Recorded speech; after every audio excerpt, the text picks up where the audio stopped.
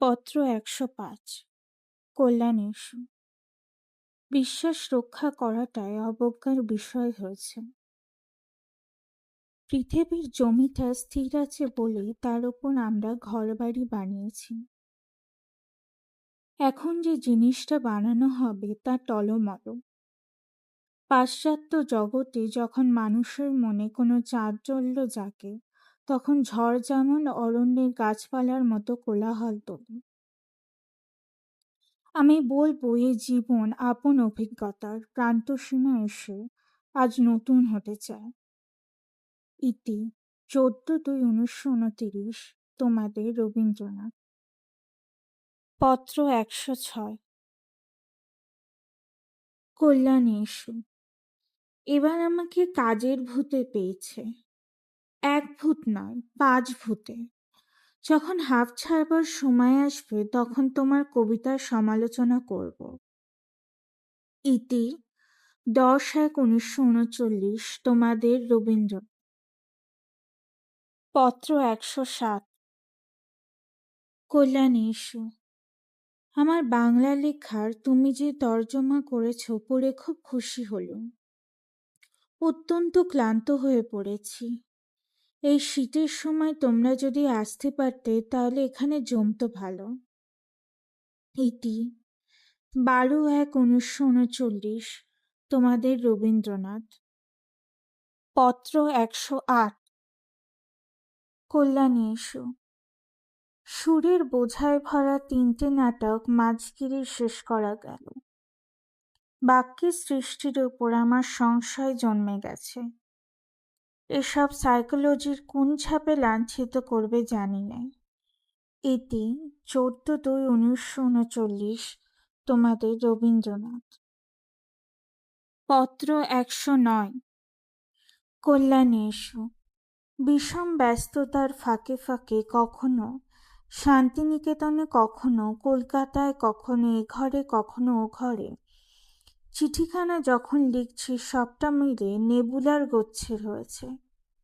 ভাষা পরিচয়টা পেয়েছ কি? এটি 15/2/1939। তোমাদের রবীন্দ্রনাথ। পত্র ১১০ কল্যাণ ইস্যু।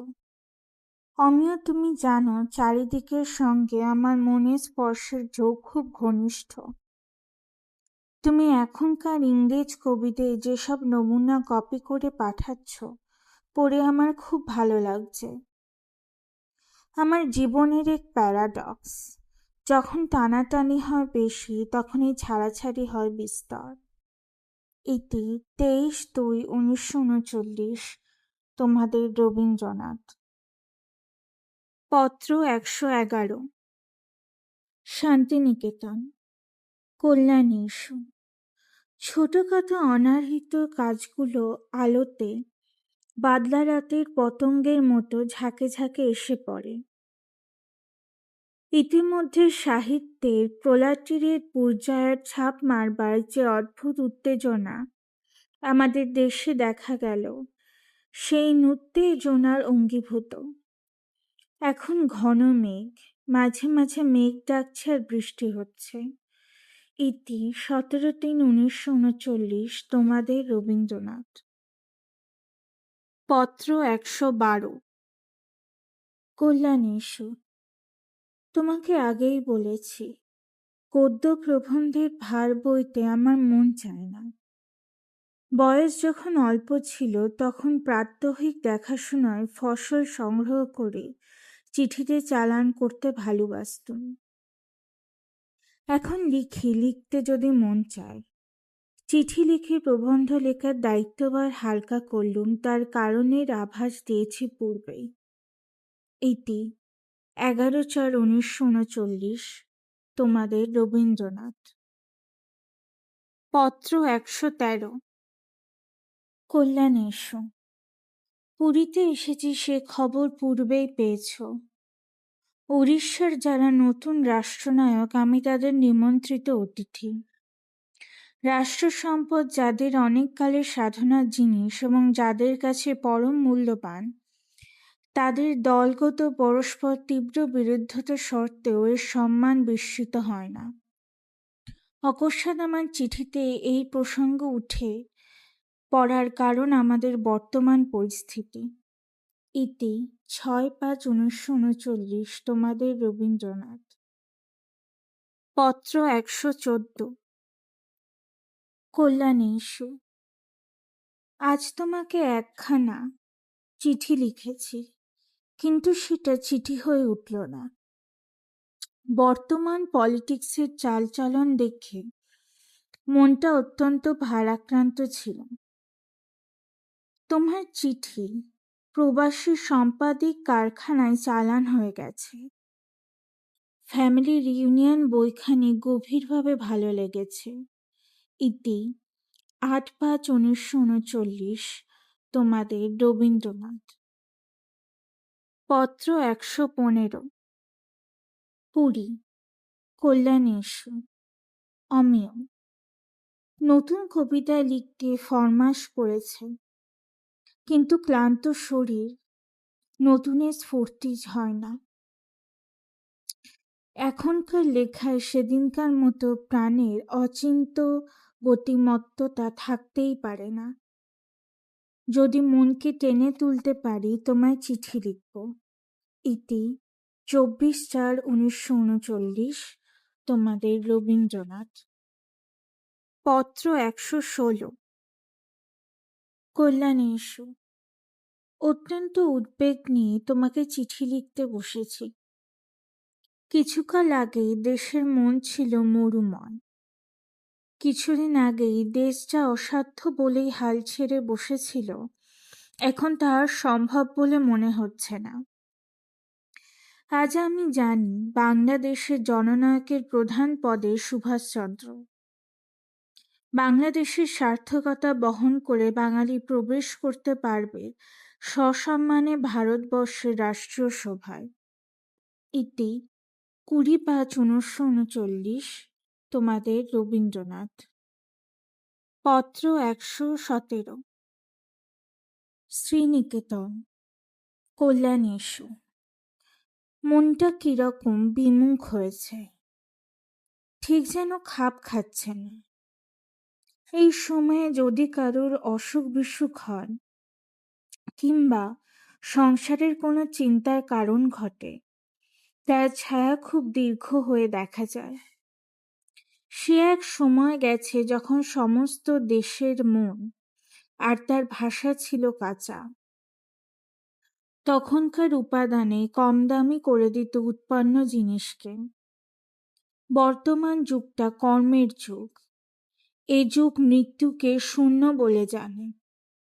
আজ এই পর্যন্ত। ইতি 16/7/1939 তোমাদের রবীন্দ্রনাথ। পত্র 118। শান্তিনিকেতন। কল্যাণীয়। অনেকদিন তোমার চিঠির প্রতীক্ষায় ছিলাম। অনেকদিন চিঠি লিখতে পারিনি। অদৃষ্টের এই অরুণতার দিনে মাঝে মাঝে খবর পেলে মন খুশি থাকে। ইতি 8/6/1941 তোমাদের রবীন্দ্রনাথ। পত্র 119। কল্যাণী ইস্যু। আমিও খবরের কাগজে তোমার মায়ের অকস্মাৎ মৃত্যু সংবাদ পেয়ে আঘাত পেলুম। মৃত্যুর অবঘাত সর্বদাই অপ্রত্যাশিত। ইতি 4/1/1941 তোমাদের রবীন্দ্রনাথ। পত্র 120। কল্যাণী ইস্যু। অমিয় কর্তব্যের সংসারের দিকে পিঠ ফিরিয়ে বসে আছি। রক্তজোয়ার আসবে মনে হচ্ছে। কেদারায় বসে আছি সমস্ত দিন। লিখতে রীতিমতো কষ্ট বোধ হয়। ইতি 25/9/1940 তোমাদের রবীন্দ্রনাথ ঠাকুর। পত্র 121। কল্যাণী ইস্যু। কিছুদিন থেকে আমার শরীর ক্রমশ ভেঙে পড়ছে, তবু কাজ করতে হয়েছে। ভারতবর্ষে এমন জায়গা নেই যেখানে পালিয়ে থাকা যায়। দায়ে পড়ে একটা গল্প লিখতে বাধ্য হয়েছিলুম, অনেক কষ্টে নিষ্কৃতি পেয়েছি। ইতি 19/9/1940 তোমাদের রবীন্দ্রনাথ ঠাকুর। পত্র 122 অমিয়। আনন্দবাজার পত্রিকা থেকে বিশ্বভারতী মারফত আমার ঘাড়ে একটা গল্প লেখার ফরমাস চাপিয়েছে। বিক্রেতাটি তার স্বাভাবিকতা দ্বারা চমক লাগায়। অস্বাভাবিক আকস্মিক চিরকালের। ইতি 22/8/1940 তোমাদের রবীন্দ্রনাথ ঠাকুর। পত্র 123 কল্যাণেশু। অমিয়।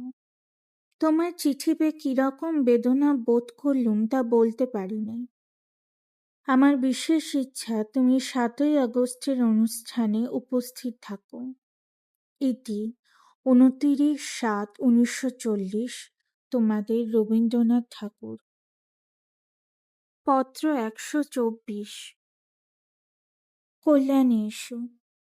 অমিয় শেষ চিঠি দুটো তোমাকে যা লিখেছিলুম অনিল কপি করে প্রবাসীতে পাঠিয়েছে। ইতিমধ্যে যে কবিতা জমেছে তার অনেকগুলো সানায় বইটাতে দেওয়ার মতন মনে হয়। ছেলেবেলা বলে ছেলেদের ছেলেমানুষ রবীন্দ্রনাথের একটা বর্ণনা লিখেছি। ইতি 23/6/1940 তোমাদের রবীন্দ্রনাথ ঠাকুর। পত্র 125 কল্যাণেশু। এইমাত্র তোমার দ্বিতীয় চিঠি পেলাম। যেন সমস্ত জীবনাকোষ মিলে এক দেহ দেয়া হয়নি। একদিন যদি চরম কাটা দাগ সেই ইতিহাসের ওপর থেকে নিচে পর্যন্ত চিহ্নিত করে, তবে পাতার কিছু অংশ বাকি থাকবে। ইতি 20/6/1939 তোমাদের রবীন্দ্রনাথ ঠাকুর। পত্র 126 কল্যাণেশু। অমি। কয়েক শতাব্দী পূর্বে ইউরোপীয় সভ্যতা হঠাৎ সদাগরী শাবক প্রসব করতে শুরু করেছিল। তারা খাবার সন্ধানে ঘুরে বেড়াতে লাগলো। আমাদের আফ্রিকার পাড়ায় ওদের মধ্যে কেউ কেউ গিলেছিল মোটা মোটা পিণ্ড। আজ ব্রাহ্মণের বিদ্যা নিজের শক্তি ক্ষেত্রে অপহরণ করে অপ্রবৃত হয়ে উঠেছে। ইতি 20/6/1940 তোমাদের রবীন্দ্রনাথ ঠাকুর। পত্র 127 গৌরীপুর ভবন, কালিম্পং। কল্যাণেশু। তুমি চলে যাওয়ার পর আমাদের এখানকার আসর মুষড়ে পড়েছে। লক্ষ্মীর ছেলেরা দুঃসমজের কাছে ভেবড়ে যায়, কিন্তু সরস্বতীর চেলা তাকে ডিঙিয়ে যায়। আজ এই খানিকক্ষণ হলো সূর্যের আলো পরিণত শিমুলের তুলোর মতো ফেটে চারিদিকে ছড়িয়ে পড়েছে। চেষ্টা করে দেখছি ইউরোপের ইতিহাস পড়ে পড়ে দুটো দারুণ যুদ্ধের তাৎপর্য বুঝে দেখতে। ইতি 25/5/1940 তোমাদের রবীন্দ্রনাথ ঠাকুর। পত্র 128 কল্যাণেশু। অনেকদিন ধরে তোমার প্রতীক্ষা করে আসছি। মাঝে মাঝে জনরব শুনি আজ আসছো কাল আসছো। আমি ক্লান্ত, তার চেয়ে ক্লান্ত আমার মন। আসল পত্র সেখানেই যেখানে আজ মঞ্জুরি ধরেছে। ইতি 31/3/1939 তোমাদের রবীন্দ্রনাথ ঠাকুর। পত্র 129 কল্যাণেশু। তোমার নতুন কবিতার বইখান আমার উৎসর্গ করে কুণ্ঠিত হওয়ার কোনো কারণ নেই। সকল সৃষ্টিতেই চেতন অবচেতনের মিলিত লীলা। তোমার কবিতাটিকে লক্ষ্য করে যে চিঠি লিখেছিলাম তার একটা কপি আমাকে পাঠিয়ে দিও। ইতি 27/11/1939 তোমাদের রবীন্দ্রনাথ ঠাকুর। পত্র 130 কল্যাণেশু। অমিয়। তোমার চেতনের সাঁকোরা আগেই পড়েছিলাম, পড়ে রীতিমতো ভালো লেগেছিল। কিছুদিন থেকে তোমাকে লিখব করছি, সময় পেয়ে উঠিনি। তোমার এই কবিতায় আধুনিকের স্বরূপ আমি দেখতে পেলুম। পাহাড়ে আছি তা একটা পার্বত্য তুলনা মাথায় আসছে। তার কলধ্বনিও লাগে ভালো, দৃষ্টির উপরেও তার প্রভাব আছে। এই পেকু জলে কবির ছন্দ যেন উলঙ্গ শিশিরের মতো অনায়াসে বৃত্ত করে। ইতি বিজয়া, 22/10/1939, তোমাদের রবীন্দ্রনাথ ঠাকুর। পত্র 131। কল্যাণী এসো। আমার কাছে অনুরোধ আসছে, আমাদের বর্তমান অবস্থা সম্বন্ধে কিছু লিখতে হবে। আমাদের অবস্থাটায় শাসনশক্তি একদিকে মারণ উচাটনের সমস্ত তোড়জোড় নিয়ে করা আইনের লাল পাগড়ির বেড়া তুলে কেল্লা ফেদে বসে আছে। মনে পড়ছে একটা গল্প শুনেছিলুম, কোনো একজন বিশ্বাস পড়ো না ভোলে আর কি জিজ্ঞাসা করেছিল, পালকে পাল ভেড়ার দলকে মন্ত্র পড়ে কি মারা যায়? শেষ পর্যন্ত প্রশ্ন রয়ে গেল, আমাদের গতি কি? ঈশ্বরের নাম নিয়েই বলবো, বাইরে থেকে আমাদেরকে দেখায় নিঃসহায়। 5/11/1939। ইতি রবীন্দ্রনাথ ঠাকুর। পত্র 132। কল্যাণী এসো। অমীয় মানুষের জগৎ দেখতে দেখতে ওলট পালট হয়ে যাচ্ছে। অন্তত বিশ্বাস ছিল পাশ্চাত্য সভ্যতার উপরে। ভুলে গিয়েছিলুম সভ্যতার অর্থ ক্রমশই দাঁড়িয়েছে বস্তু ব্যবহারের আশ্চর্য নৈপুণ্যে। তার পিছনে অনেকদিন ধরে মারাত্মক রিপু বিভৎস হয়ে উঠেছিল। তার সম্বন্ধে লজ্জাভয় হয়েছে অনভ্যস্ত। এই রক্তপিপাসু বসে আছে পুলপিতের পিছনেই, কলেজ ক্লাসের আঙ্গিনায়। ধর্মতত্ত্ব, বৈজ্ঞানিক তত্ত্ব, সমাজতত্ত্ব, অর্থনৈতিক তত্ত্ব এর চারিদিকে বিচিত্র বাক্যপ্রবাহ বয়ে দিয়ে চলেছে, কিন্তু একে কিছুতেই স্পর্শ করতে পারছে না। এ বসে বসে ভিত খুঁড়ে চলেছে। আজ ব্যাবেলের স্তম্ভ পড়ছে ভেঙে চুরে। এর কোনো প্রতিকার আছে বলে ভেবে পায়নি। মারের পর মার আবর্তিত হচ্ছে, থামবে কোথায়? এরা আমাকে দিয়ে কিছু বলাতে চায়, নিজের মনের মতো কিছু আমার দ্বারা সে কখনোই ঘটে না। কিছু বলবো বলে ভেবেছিলুম, এবার আমার শরীর অন্তত অপত বোমা লাগা ভাঙা শহরের মতো কলম চলে নেহাত ঘুরিয়ে। মনে যে একটা নৈরাশ্য ঘনিয়েছে, তার ধাক্কা খেয়ে মনে করি ব্যক্তিগত জীবনের যে স্বাতন্ত্র্য আছে তারই চারদিকে কাব্যের পাতারণ গেথে একাধিপত্য করি নিজের মনোজগতে। সাহায্যে করবে চারিদিকের গাছপালা, ঋতুপর্যয়। একে কি বলবে? আত্মকেন্দ্রিক জীবন ঠিক তা নয়। এর কেন্দ্রে সে বিরাটের মধ্যে, যার সমস্ত মলিনতা জটিলতা অবলিতার মধ্যে থেকে তাকে অতিক্রম করে বিরাজ করে, একে বলবে মিস্টিক। যদি বলো এই হচ্ছে এসকেপিজম, প্রতিবাদ করব না যে অগ্নাসুরকে আমি ঠেকাতে পারিনে, এমন কি স্বয়ং চাম্বরলেনের চাটাও পারে না। কি করব তার মার খেয়ে ধিক্কার দিতে? পারি বিষয়বর্ষী শতকগ্নির প্রচণ্ড গর্জনের কাছে সেটা শোনাবে অত্যন্ত হাস্যকর। কবির আলটিমেটাম দেয়া হয়তো বা 3-4 শতাব্দী পরে। আমার যা বলবার তার শেষ কথা বলে নিয়েছি। পড়ে দেখো বলাকার 93 পৃষ্ঠায়। আমার যদি কোনো কণ্ঠ থাকতো তাহলে এই কবিতার সমস্তটা আমি মানব বিশ্বের কাছে পড়ে শোনাতুম। এর উপরে একটা কোথাও আমার বলবার নেই। মিটিং করে কি হবে? মিটিংয়ের কতটুকু পরিধি, কতটুকু প্রাণ, কতটুকু কণ্ঠস্বর? আমার এই কবিতা তোমরা হয়তো ভুলে গেছো। আজ বাংলাদেশে যে আস্ফালন আলোড়ন চলছে, তার মধ্যে এত নকল গর্জন আছে যে তাতে আমি লজ্জিত।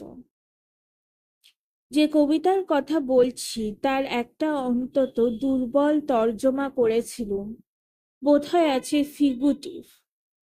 কিন্তু তাতে আমার কণ্ঠস্বর পাবে না। ওটা একবার তর্জমা করে দেখতে পারো। আমার শক্তি নেই এখন। আমার পলতের দেশ ভাগটা জ্বলছে, ধোঁয়ার সঙ্গে আলোর দণ্ড চলছে।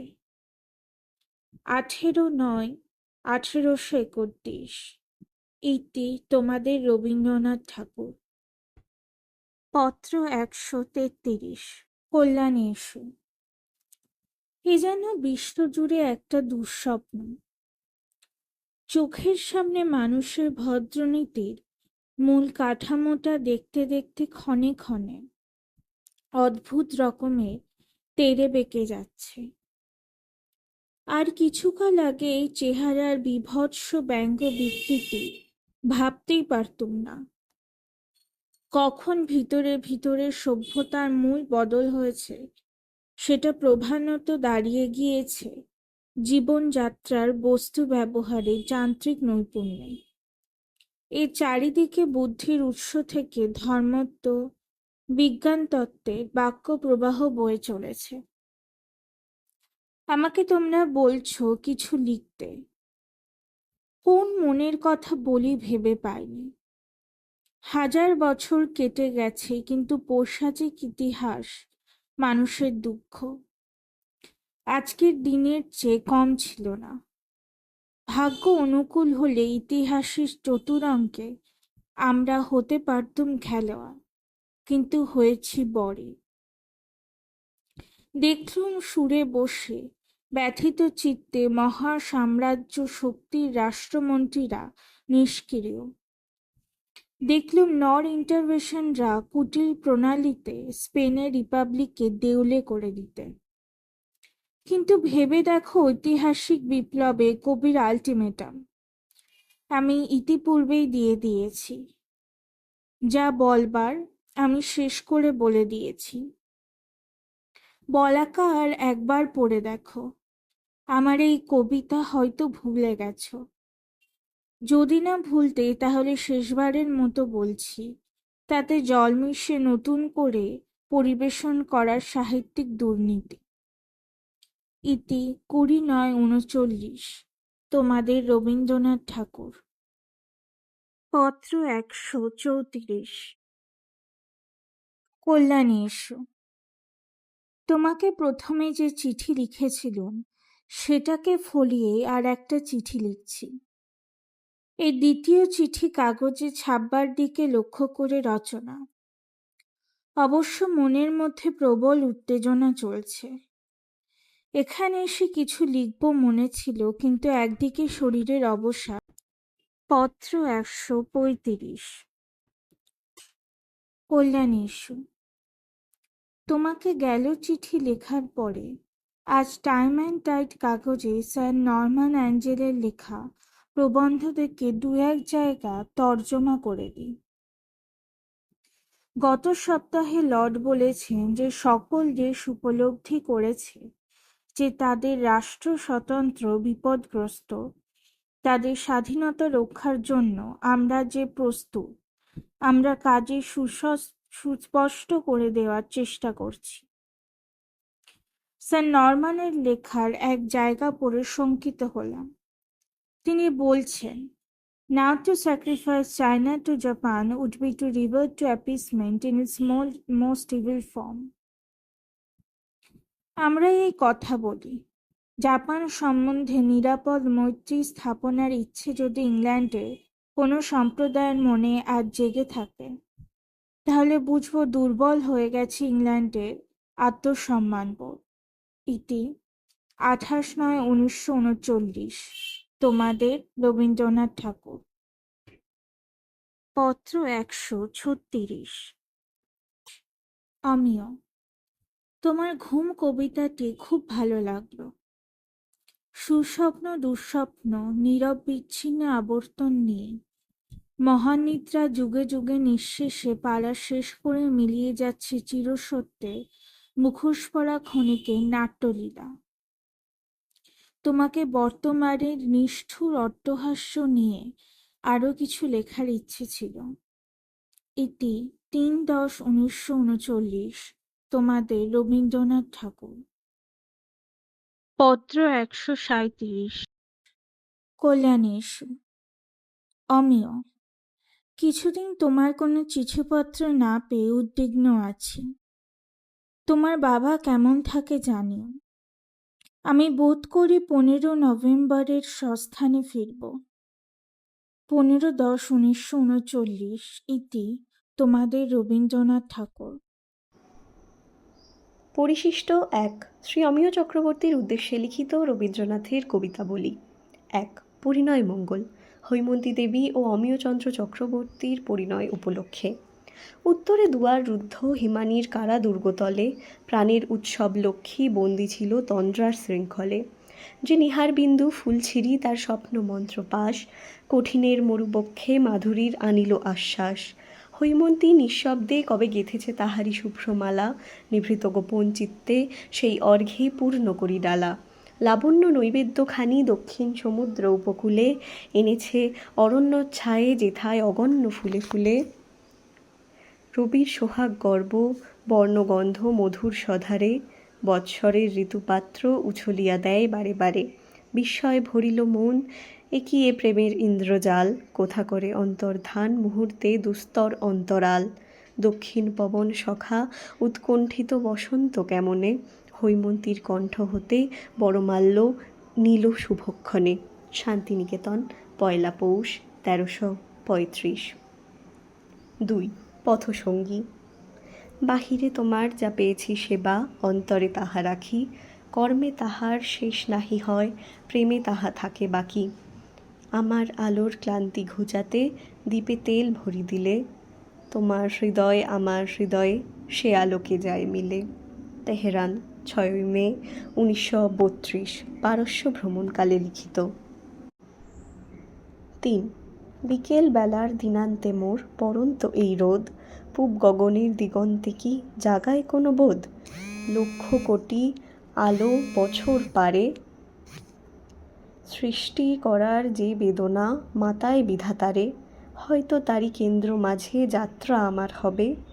অস্তবেলার আলোতে কি আভাস কিছু রবে। ১২/৯/৩৮। সেযুতি গ্রন্থ উপহার দানকালে লিখিত। ৪ কয়েক মাসের খেয়ালের ক্ষেতে ফসল যা ফলেছিল, তখনও সেদিন গায়ের বাহিরে ধরণীর কোলে ছিল। তুমি সঞ্চয় করি আঁটি বেঁধে দিয়ে ভরি নিলে খেয়া তরি, ঘাটে এনে দিলে তারে ব্যাপারী দলের দ্বারে। কি পারনি দিয়ে পুরাবো তোমার স্বাদ, আমার দিনের শেষের করিতে লহয়ে আশীর্বাদ। ২৫শে বৈশাখ ১৩৪৭। নবজাতক গ্রন্থ উপহার দানকালে লিখিত। ৫ হে বন্ধু নূতন করে আরোগ্যের স্বাদ দিলে মোরে, পুরাতন কাল হতে নূতন কি রস আনি দিল সঙ্গের পরশ। অকৃত্রিম তোমার মিত্রতা, তোমার বুদ্ধির বিচিত্রতা, ভুয়ো দর্শনের তবদান, বন্ধুত্বেরে করে মূল্যবান। নবোদিত প্রভাতে যেমন শিখরে শিখরে হয় আলোর ক্রমশ পরশন, তেমনি আধার গুহা হতে ফিরে যবে আসি মুক্ত সংসারের স্রোতে, জীবনের সার্থকতা একে একে নূতন আলোকে ফিরে আসে চোখে। ৭ই পৌষ ১৩৪৭। রোগশয্যায় গ্রন্থ উপহার দানকালে লিখিত। পরিশিষ্ট ২ রবীন্দ্রনাথ কৃত শ্রী অমিয় চক্রবর্তীর কাব্যের আলোচনা। নবযুগের কাব্য। ১৯ খ্রিস্ট শতকে আধুনিককালের পাঠশালায় আমরা পাশ্চাত্য সাহিত্যের যখন চেহারা দেখলুম, তখন দেখা গেল তার রাস্তা পাকা করে বাঁধানো। সকল দেশের দিকে সে খোলা, সে পথে আমাদের মনের চলাফেরা বাধা পায় না। যে সকল আনন্দ তীর্থের দিকে তার নির্দেশ ছিল, আমরা সহজেই তাকে আয়ত্ত করতে পেরেছিলুম। বড় বড় তীর্থযাত্রী যারা এই পথকে প্রশস্ত করতে করতে চলে গিয়েছিলেন, তাদের সঙ্গে আমাদের পরিচয় অন্তরঙ্গ হয়েছিল। অবশেষে এমন বিপর্যয় যে হঠাৎ আসতে পারে, যাতে করে সেই বিশ্বপথ ও যানবাহনের পরিবর্তনে আমরা একটা অপরিচয়ের দুর্গমে এসে পড়ব, তা মনে করতে পারিনি। কিন্তু সেই সনাতনী সীমানার মধ্যে মাঝে মাঝে আবহাওয়া বদল যে লক্ষ্য করিনি, তা নয়। ইংরেজি সাহিত্যে আলেকজান্ডার পোপ যে ঋতুর বাহন, ওয়ার্ডসওয়ার্থ সে ঋতুর নন। এই বদল মনেরই বদলের অনুবর্তী। প্রাকৃত জগৎ এবং মানস জগৎকে দুই যুগের কবিরা ভিন্ন চেহারায় দেখেছেন, তাই ছন্দ ও ভাষা আপনিই বদলিয়েছে তার প্রকাশভঙ্গি। আমরা সেই অধুনা উপহসিত ভিক্টোরীয় যুগের সাহিত্যের দান গ্রহণ করেছি, দীক্ষা পেয়েছি তারই কাছ থেকে। সেই অনুসারে যা সুন্দর, যা মহৎ, তাকে সন্ধান করেছি বিশেষভাবে, বিশেষ স্থানে, বিশেষ অনুষ্ঠানে তার জন্যে আসন পেতেছি। এমন সময় ইউরোপে প্রকাণ্ড এক যুদ্ধে মস্ত একটা সামাজিক ভূমিকম্প ঘটল। বিশ্বের সঙ্গে মানুষের ব্যবহারের ভূমিকা যেন বদলে গেল। রূঢ় হলো ভাষা। যে সকল আবরণের দ্বারা আচরণের প্রসাধন করা হতো, তার সম্বন্ধে একটা অসহিষ্ণুতা দেখা দিল। আজ পর্যন্ত প্রসাধনের দ্বারা মানুষ আপনার একটা পরিচয় নিজের চেষ্টায় রচনা করে এসেছে, নিজের নগ্নতার উপরে পড়িয়েছে শিল্পের উত্তরীয়, অর্থাৎ মানুষের যে স্বরূপ প্রকৃতি দত্ত, তার উপরে সে স্থাপন করেছে নিজের রচনা। সে যা ইচ্ছা করে সেটাকেও করেছে আপন প্রকাশের অঙ্গ। মানুষ স্বয়ং কী এবং মানুষ কি চায়, এই দুয়ে মিল করিয়ে তবেই মানুষ আপনাকে সম্পূর্ণ বলে জেনেছে ও জানিয়েছে। এই জন্যেই ইতিহাসে যারা মহাপুরুষ বলে গণ্য, তারা কিছু পরিমাণে ঐতিহাসিক আর অনেক পরিমাণে আমাদের ভাবের সৃষ্টি। পূজা করবার একান্ত প্রয়োজন আছে মানুষের, সেই প্রয়োজন ব্যস্ত হয়ে রয়েছে আপন শিল্প উপকরণ নিয়ে। ভক্তি ক্ষুধাতুর মানুষ ইতিহাসের বাস্তব মূর্তির উপরে রং চড়িয়ে আপনাকে ভুলিয়ে কত অনৈসর্গিক প্রতিমা বানাচ্ছে, তার সংখ্যা নেই। শুধু পূজা করা নয়, রস উপভোগের আকাঙ্ক্ষা মানুষের প্রবল, তাই তার উপভোগের বিষয়কে সে দোষমুক্ত সুসঙ্গতি দিয়ে রুচির অনুকূল করতে চায়। যে অন্ন তার প্রাণ রক্ষার জন্য অত্যাবশ্যক, তাকে কেবল আপন ক্ষুধা মেটাবার তাগিদে পশুর মতো যেমন তেমন করে মানুষ খেতে পারে না। যে ক্ষুধা প্রকৃতি দত্ত, তার আশু নিবৃত্তি সংবরণ করে মানুষ তার উপরে স্বরচিত শিল্পের শোভনতা বিস্তার করে। অন্যের সামনে নিজেকে একান্ত ক্ষুধিত বলে চাঞ্চল্য প্রকাশ করলে তার সম্পন্ন উপভোগের ব্যাঘাত ঘটে। মানুষের আদিম প্রবৃত্তির উপকরণকে অপরূপতা দেওয়ার জন্যে ভিন্ন ভিন্ন জাতির মানুষের মধ্যে উপভোগের যে আবরণ সৃষ্টি হয়েছে, তারই শ্রেষ্ঠতা বিচার করে তার স্বাজাতিক সংস্কৃতির উৎকর্ষ বিচার হয়ে থাকে। যৌনবৃত্তি মানুষের একটি আদিম প্রবল প্রবৃত্তি, সন্দেহ নেই, কিন্তু যে মানুষ সেই বৃত্তিকে দৈহিক ক্ষুধা মেটাবার ঐকান্তিক অসংযত পথে চালনা করে, সে নিন্দনীয় হয়, কেবল নীতির আদর্শ থেকে নয়, উপভোগের উৎকর্ষ বিচারে। এইসব আদিম প্রবৃত্তির মুখ্য ভাষাকে গৌণ ছন্দে ঢালাই করে মানুষ তাকে অলঙ্কৃত করে।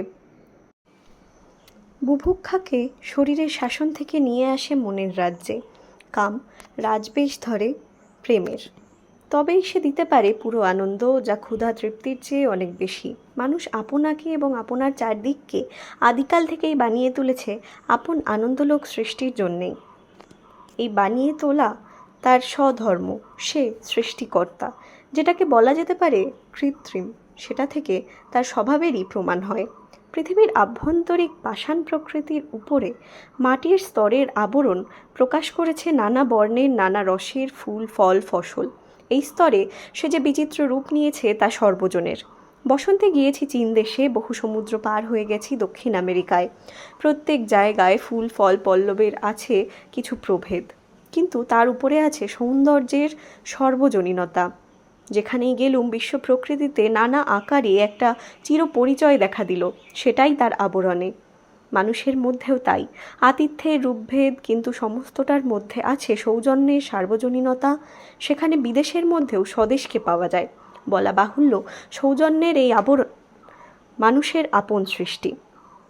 এইখানেই আমরা সকলে মিলি, এই আবরণের মধ্যে দিয়েই দূরকে কাছে পাওয়া যায়। বালক বয়সেই ইংরেজি সাহিত্যের আঙিনায় আসা যাওয়া শুরু করেছি। ভাষার আবিধানিক বেড়াটা যেমনই পার হয়েছে, অমনি ওখানকার ফলের বাগান থেকে ফল পারবার আনন্দে বেলা কেটেছে। যেটুকু বাধা পেয়েছি তাতে ঠেকিয়ে রাখতে পারেনি, বরঞ্চ ঔৎসুক্য বাড়িয়েছে। ইংরেজি সাহিত্যের পথে যে সার্বজনীনতার আহ্বান পেয়েছিলুম, একে সমতলতা বললে অসঙ্গত হবে। এর মধ্যে বাঁক চোর উঁচু নিচু যথেষ্ট ছিল। লেখকদের মধ্যে ব্যক্তিগত বৈষম্যের অভাব ছিল না, কিন্তু রূঢ়ভাবে কোনো দেউড়ি থেকে কোনো দাড়ি ঠেকিয়ে রাখেনি। সেদিন গেল, এখন নতুন যুগ এসেছে। যে সাহিত্যে চলাফেরা অভ্যস্ত ছিল, সেখানে হঠাৎ দেখি রাস্তা খুঁজে পাইনে। আমি বিদেশি বলেই যে আমাকে এইরকম ধাঁধা লাগিয়েছে তা নয়। আমার কোনো ইংরেজ বন্ধুকেও জিজ্ঞাসা করে খবর পেয়েছি, তাদের পক্ষেও এই আধুনিক কাব্য সহজবোধ্য নয়। একটা কথা কানে এলো, এখনকার কবিতা অবচেতন তত্ত্বে পাওয়া কবিতা। অবচেতন মনের লীলা খাপছাড়া, অসংলগ্ন। অর্থের সঙ্গতি ঘটায় যে মন, সে সেখানে অনেকখানি ছুটি নিয়েছে। এই অর্থের সঙ্গতিতেই আনে সার্বজনীনতা। যেখানে এই সঙ্গতি সূত্র ছিঁড়ে গেছে, সেখানে প্রত্যেক মানুষের মন আপন প্রাইভেট পথের পাগলা পথিক। এখানকার রাস্তাঘাট নিয়ে গোলমাল ঠেকবার কথা। অথচ আর্টস যেহেতু সায়েন্স নয়, সেই জন্যে তার মর্ম কথাটার স্বাতন্ত্র্য ঐকান্তিক।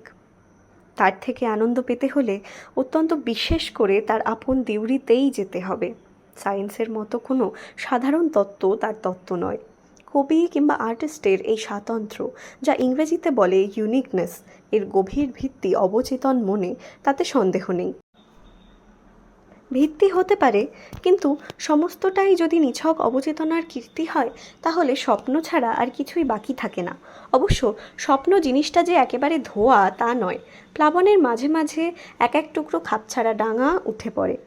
সেই সব অপ্রত্যাশিত দৃশ্য মনকে বিশেষভাবে টানে। তার একটা প্রমাণ ছেলে ভোলাবার ছড়া। অনেক চেষ্টাকৃত সাহিত্যের আয়ু পেরিয়ে সেগুলি আজ পর্যন্ত বেঁচে আছে। তারা সব অদ্ভুত স্বপ্নের বানানো, কিন্তু রস আছে তাদের মধ্যে, নইলে মানব শিশু ভোলে কি নিয়ে? খোকা গেল মাছ ধরতে ক্ষীর নদীর কূলে, ছিপ নিয়ে গেল কোলা ব্যাঙে, মাছ নিয়ে গেল চিলে। খোকা বলে পাখিটি কোন বিলে চড়ে, খোকা বলে ডাক দিলে উড়ে এসে পড়ে। এই স্বপ্নরূপ বানানো সহজ নয়। সব অসম্ভব ছবি, কিন্তু ছবি। বোধ করি অসম্ভব বলেই উজ্জ্বল হয়ে চোখে ঝলক মারে। অর্থসঙ্গতির দরকার নেই। পাখি হয়ে খোকা বিলে চড়ে বেড়াচ্ছে, তার মাছ ধরবার অন্যায় বাধা ঘটাচ্ছে দুটো প্রাণী। চোখে স্পষ্ট দেখতে পাচ্ছি, এইটাতেই ওর রস। এই অবচেতনী কল্পনার অসংলগ্নতার আঙ্গিক কাব্যে ব্যবহার করা চলতে পারে, যদি ঠিকমতো তার ব্যবহার হয়। যদি এই প্রণালীতে বিশেষ একটা ছবি ফুটে ওঠে, বিশেষ একটা রস জাগে মনে, কাব্যের সেই বিশেষত্বকে উপেক্ষা করা চলবে না। ফ্রয়েডের মনস্তত্ত্ব প্রচার হওয়ার পর পাশ্চাত্য জগতে অবচেতনের যেন একটা খনি আবিষ্কৃত হয়েছে। সাহিত্যে এর বেগ আর রোধ করা যায় না। এই অপ্রকাশ ভূগর্ভের জিনিসকে নানা প্রকার প্রকাশের ব্যবহারে লাগানো চলছে। ইতিপূর্বে কাব্যে অবচেতনী কল্পনার প্রভাব ছিল না যে তা নয়, কিন্তু সে ছিল যেন নেপথ্য থেকে। এখন সে এসেছে প্রকাশ্য রঙ্গমঞ্চে। আধুনিক সাহিত্য ও আর্টে তার এই প্রকাশ্যতার বিশেষ একটা কাজ, বিশেষ একটা দান আছে বলে ধরে নিতে হবে, নইলে বলতে হবে তার আবির্ভাব একটা উপদ্রব। বর্তমান যুগের বিরুদ্ধে এত বড় একটা অভিযোগ আনতে সাহস হয় না। বর্তমান সাহিত্যে আমার অনভিজ্ঞতা আমি কবুল করি। তাই আমি খুঁজি এমন কোনো পথচারীকে, যিনি এ পথের পথিকদের ঘনিষ্ঠভাবে জানেন। আধুনিক সাহিত্য যার পরিচয় বই পড়া পরিচয় নয়, যিনি কাছের থেকে নবীন কবিদের মনের সঙ্গে মন মিলিয়ে নেবার সুযোগ পেয়েছেন। সদ্য সৃষ্টির শিল্প বিকাশের আবহাওয়ায় যার চিত্তে আপন মজ্জার ভিতর থেকে প্রকাশের চেষ্টা সহজ হয়ে দেখা দিয়েছে, তার কাছ থেকে এই নতুন ঋতুর ফুল ফসলের সত্য খবর পাওয়ার আশা করা যায়। অর্থাৎ এটা জানা যায় তার মধ্যে যে প্রভাব এসেছে সেটা অব্যবহৃত, সেটা দূরের থেকে নকলের উদ্যম নয়। অমিয় চক্রবর্তীর খসড়া এবং একমুঠো এই বই দুটি পড়তে বসেছি এই বিশ্বাস মনে নিয়েই। ইংল্যান্ডে যারা এই নূতন সাহিত্যের কর্ণধার, অমিয় আজ অনেকদিন ধরে তাদের ঘনিষ্ঠ সঙ্গ পেয়ে এসেছেন। নূতন কালের কোনো প্রেরণা, কোনো বেদনা এইসব কবিদের সৃষ্টিকে প্রাণবান করেছে, কাছে কাছে থেকে তিনি তা জেনেছেন এবং তার প্রবর্তনা তার নিজের মনের মধ্যে এসে কাজ করেছে। এই প্রবর্তনায় যদি তাকে রচনার ক্ষেত্রে নিয়ে আসে, তবে সে তাকে কেবল বাইরের আঙ্গিক গড়িয়ে ছাড়বে না, তার ভিতরের কথা এই রূপের মধ্যে নিজেকে প্রকাশ করবে। এই জন্যে আর্টের যে বিকাশ আমার অপরিচিত, তার কবিতার মধ্যে শ্রদ্ধার সঙ্গে তার অনুসরণ করেছি। কিছুকাল আগে আমি যখন মংপু পাহাড়ে ছিলুম, অমিয়র চেতন স্যাকরা কবিতাটি হঠাৎ আমার চোখে পড়ল। আমার দৃষ্টিশক্তি এখন ক্ষীণ এবং শরীর ক্লান্ত, এই জন্যে ধারাবাহিক বই পড়া আমার পক্ষে দুঃসাধ্য হয়ে উঠেছে। তাই পথ চলতি পথিকের খাপছাড়া দৃষ্টিতে আমার কাছে নূতন অভিজ্ঞতার বিষয়ে বিচিত্র স্বাদ এনে দেয় অকস্মাৎ। এই অবস্থায় টুকরো থেকে সমগ্রের পরিচয় আমাকে নিতে হয়। খুব যে ভুল করি তা বোধ হয় না। এই কবিতাটি পড়ে অমিয়কে যে চিঠি লিখেছিলুম সেটি এখানে উদ্ধৃত করলে আমার বক্তব্য বিষয় স্পষ্ট হবে। তোমার এই লেখাটি আধুনিক কাব্যের একটি সেরা নিদর্শন রূপেই দেখা দিয়েছে। কবিতা রচনায় যথেচ্ছ শৈথিল্যের ভঙ্গিতে যাকে সহজ দেখতে হয় সে আবর্জনা, কিন্তু যথার্থ যা সহজ তাই দুঃসাধ্য। তোমার এই লেখায় সেই দুরহ সহজ আপন অনায়াসের প্রতীতি নিয়ে দেখা দিয়েছে। পাহাড়ে আছি তাই একটা পার্বত্য তুলনা মাথায় আসছে। দূরে গিরিশিখরের নীলিমার আভাস থেকে দেখা যাচ্ছে শুভ্র রেখায় নির্ঝরের বিশ্বযাত্রা। সে স্বচ্ছ, সে নির্মল, সূক্ষ্ম আলোয় ছায়ায় রচিত তার উত্তরীয়। তার কলধ্বনি দূর থেকে কানে পৌঁছায় না, মনে পৌঁছায় তার অশ্রুত কল্লোল। এইখানে প্রতীকরূপে দেখতে পাই দূর পুরাতনকালীন আমাদের রচনার ধারা। এর যা রস তা ভোগ করেছি, অনেক দিন পরিবেশনও করেছি, একে অবজ্ঞা করো না। কেননা যদি রসাত্মকতাকে কাব্যের ধর্ম বলা হয়, তবে এই রসেরও বিশেষত্ব স্বীকার করে নিতে হবে। তবে কি না এখানেই শেষ নয়, সেই ঝর্ণা নেমে এলো নিম্নভূমিতে, অনেক কিছুর সঙ্গে মিলিয়ে হলো নানা রঙা। কত ভাঙা চোরা, কত খসে পড়া জিনিস সে টেনে নিয়ে চলেছে, কত আওয়াজ মিলেছে তার কলস্বরে যার সঙ্গে তার সুরের মিল নেই। হয়তো ধোবার গাধা চেঁচিয়ে উঠেছে তার তীরের ডাঙায়, কোথাও বুদবুদ পুঞ্জ উঠছে ফেনিয়ে, কোথাও বালি, কোথাও কাদা, কোথাও শহরের আবর্জনা। সমস্ত কিছুকে আত্মসাৎ করে তার ধারা, তার চলমান রূপ। কিছুই তাকে সম্পূর্ণ প্রতিবাদ করে না, তুচ্ছতা তাকে পরিহাস করে কিন্তু প্রতিরোধ করে না। মনে ভেবে দেখলুম সৃষ্টির এই সর্বগ্রাহী লীলা রূপকে কিছু কিছু যাচাই না করে নেওয়া আমার অভ্যস্ত নয়। এইটাতেই বোধ করি আমাদের সেকালের সাবধানী সুচিতা, যেটাকে তোমরা অভিজাত্য বুদ্ধির শৌখিনতা বলে হেসে থাকো, বলো বুর্জোয়া। তা হোক, কিন্তু তুমি যে ভূতলচারিণী স্রোতস্বিনীর পরিচয় দিয়েছ, তার সঙ্গে আমার দূরবিহারী নির্ঝরের কোথাও একটা মিল আছে তো? মিল নেই পাকে বোজা এদো ডোবার সঙ্গে, কেননা সে একেবারে বোবা, একেবারে অন্ধ। প্রাণধারার নারীর গতির সঙ্গে তার নিশ্চল রুগ্ন পঙ্গুতার কোনোখানে যোগ নেই। একেই যদি আধুনিক কাব্যের জলস্রোতে ভাসিয়ে আনতে হয়, তাহলে অপেক্ষা করতে হবে ভরা বাদর মাহভাদরের। বর্ষার প্লাবন বয়ে যাক পঙ্কপিণ্ডের উপর দিয়ে, চিংড়ি মাছের বাসাগুলোয় বিপ্লব ঘটিয়ে, পিছল ঘাটে এঁটো বাসন মাজার ঝংকারে ঝংকারে কল্লোল মিশিয়ে, উছলে ওঠা ঢেউগুলোতে গোয়াল ঘরের গোবর গাদা লেহন করে, পিঠে পিঠে মাথা রাখা মোষগুলোকে পঙ্কক্লিন্ন জলে অবগাহনে তৃপ্তি দিয়ে। এই সমস্ত কিছুর সঙ্গেই মিল করে থাকবে বাষ্পাচ্ছন্ন আকাশ, মেঘের গর্জন আর ঝিমঝিম বৃষ্টি। এই পেকো বন্যায় আকাশে ঘোলা জল ছিটিয়ে কবির ছন্দ যেন অনায়াসে নৃত্য করে উলঙ্গ শিশুর মতো। বুড়ো বয়সের স্পর্ধিত নগ্নতা চিৎকার স্বরে নিজের আধুনিকতা ঘোষণা করে। অবিমিশ্র পঙ্কসভায় নাচতে যদি আসে, তাহলে পুলিশে খবর দেওয়া দরকার হবে।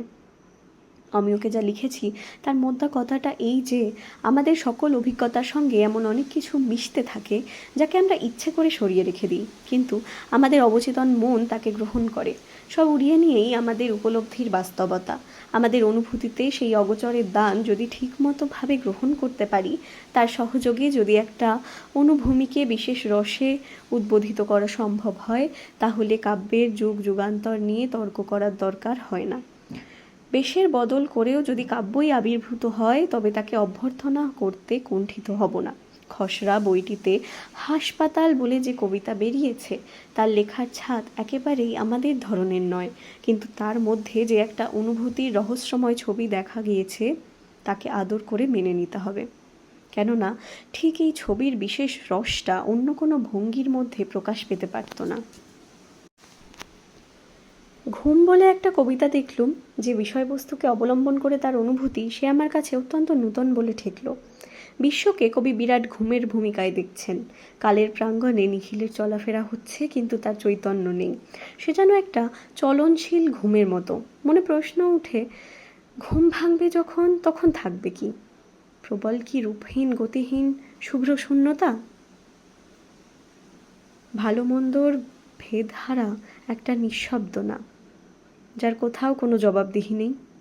মহানিদ্রা সাগরের মধ্যে অসংখ্য রূপের যেসব আবর্তন দেখা যায়, তারা যাচ্ছে তলিয়ে এই ঘুমের অচেতন তলায়। এদিকে অমরতার নানা উপাধি, যা ঘুমের চেয়ে সত্য নয়, উঠছে মেলাচ্ছে লোকালয়ে লোকালয়ে ইতিহাসের পাতায় পাতায়, যে পাতা কিটে কাটছে নিমেষে নিমেষে।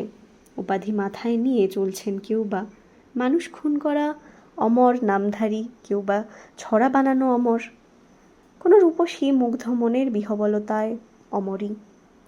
অকুল ঘুমের তরঙ্গ দোলায় দুলতে দুলতে হাসছেন মহাকাল।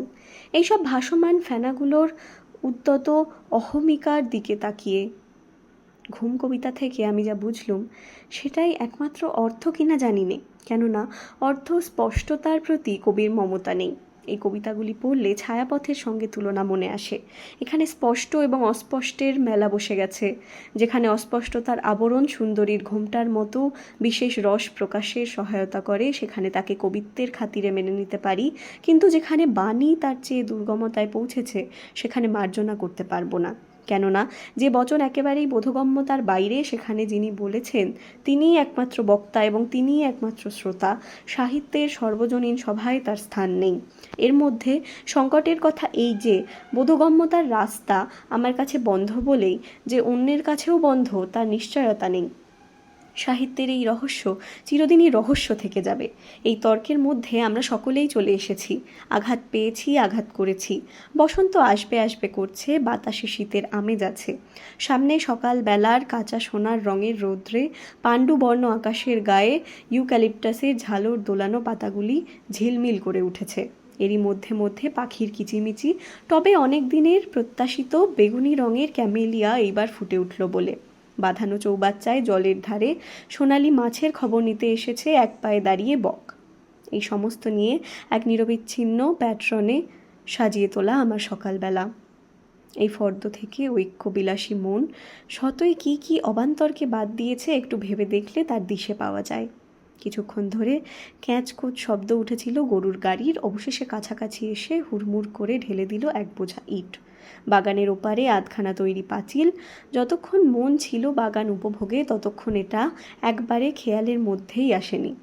তারপরে বৃহস্পতিবারে হাটে যাওয়ার পথে মাছওয়ালা একটা বড় টুকরো রুই মাছ এনে ঝুড়িতে হাত নেড়ে বললুম, দরকার নেই। আমার বাগান ঘেরা সকালবেলাতে এ কোনো চিহ্নই দিল না। ঝাড় দিতে এসেছিল ম্যাথর কাকরের রাস্তায় ধুলো উড়িয়ে। কখন এলো কখন গেল সেটা ঠাহরের মধ্যে নেই। হঠাৎ এক সময় মনে হলো, মধুপুর যেতে হলে মোটরের আসানসোল পর্যন্ত গিয়ে গাড়ি ধরাই সুবিধে। এরই মধ্যে নেপথ্যবাসী মন বলে উঠছে, হালসিঙ্কি ফরওয়ার্ড ব্লক চেম্বারলেনের ছাতা। এক মুহূর্তের জন্যে চোখে পড়ল একটা কাক রান্নাঘরের রাস্তাকুর থেকে একটা কি আমিষের আবর্জনা নিয়ে জাম গাছের ডালে বসে চক্ষু দিয়ে ছিন্ন বিচ্ছিন্ন করছে।